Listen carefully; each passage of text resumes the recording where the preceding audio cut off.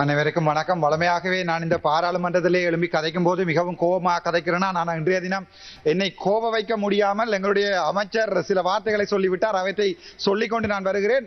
அமைச்சர் பாதைகளை புனரமைக்க போகிறார்கள். அமைச்சர் பாலத்தை நான் பயந்து விட்டேன் என்றால், ஒரு புணர்ச்சி என்பது ஒரு ஆணும் பெண்ணும் செய்வதுதான் புணர்ச்சி. புனரமைப்பது வேறு, புனரமைப்பது வேறு.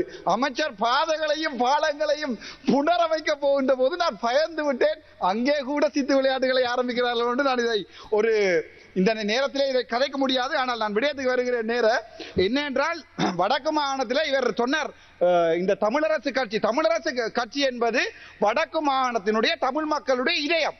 அதை எங்களுடைய தேசிய தலைவர் உருவாக்கிய ஒரு கட்சி ஒன்றை காசு, கசிப்பு, சாராயங்களுக்காக வாக்கிடுகிறார்கள் என்று எங்களுடைய அமைச்சர் சொன்னது என்ன மாதிரி இருக்கிறது என்றால், எங்களுடைய தமிழ் மக்கள் தேசிய உணர்வு இல்லாதவர்கள், எங்களுடைய தமிழ் மக்கள் எங்களுடைய தேசிய தலைவரின் பின்னால் பயணிக்காதவர்கள், எங்களுடைய தமிழ் மக்கள் சாராயத்துக்காக வாக்கிடுவார்கள் என்று ஒரு தமிழ் இனத்தை கொச்சைப்படுத்துகின்ற அமைச்சர் பேக்கை தூக்கி கொண்டு இப்ப வெளிக்கிடுகிறார். பைகளை தூக்கி கொண்டு வெளிக்கிடுங்கள். ஆனால் ஒன்றை சொல்ல விரும்புகிறேன்.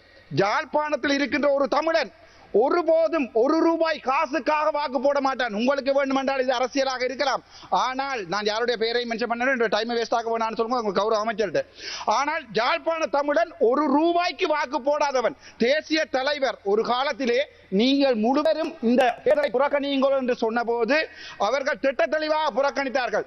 தேசியத்திலே வாழ்ந்த நாங்கள் தமிழ் மக்களை காசுக்கு கசிப்புக்கு வாக்கு போடுவார்கள் என்று இவர்களுடைய வடக்கு மக்களை சொல்வார்களா இருந்தால் அது மிகவும் கவலைக்குரிய விடயம். இருங்கள்